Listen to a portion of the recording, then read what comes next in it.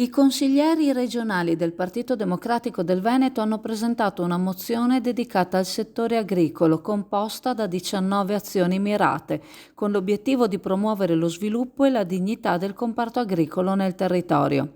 La mozione, promossa dalla consigliera Francesca Zottis, firmata anche dai colleghi Montanariello, Camani, Luisetto, Bigonne e Zanoni, propone diverse iniziative, tra cui il finanziamento della legge regionale 16 del 2009 per favorire l'accesso al credito, l'aumento dei sostegni per i giovani agricoltori, l'incremento dei fondi per gli indennizzi ai pescatori danneggiati da specie invasive come il granchio blu e la nomina di un commissario ad hoc per gestire lo stato di calamità richiesto dal territorio, oltre ad altre proposte che vedono un piano straordinario per il rilancio dei settori agricoli colpiti da eventi climatici estremi, l'adozione delle migliori tecnologie digitali per la gestione aziendale e la creazione di un sistema di monitoraggio trasparente del mercato e degli insediamenti delle multinazionali.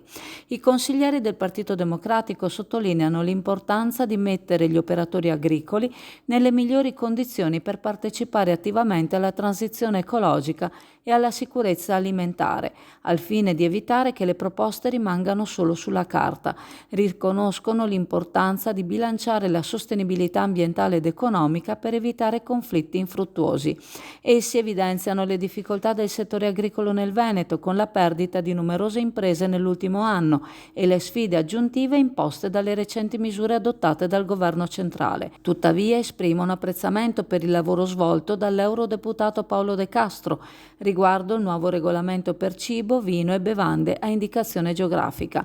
Infine, i consiglieri del Partito Democratico invitano a un confronto costruttivo e concreto per il rilancio dell'agricoltura veneta, sottolineando l'importanza degli investimenti nella ricerca, nei giovani e nell'imprenditoria femminile per preservare il sistema agricolo locale dall'indebolimento irreversibile.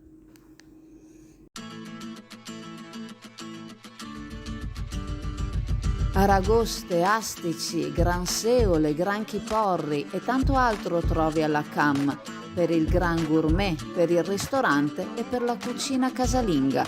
La pescheria CAM propone pescato fresco tutti i giorni e specialità che altrove non trovi.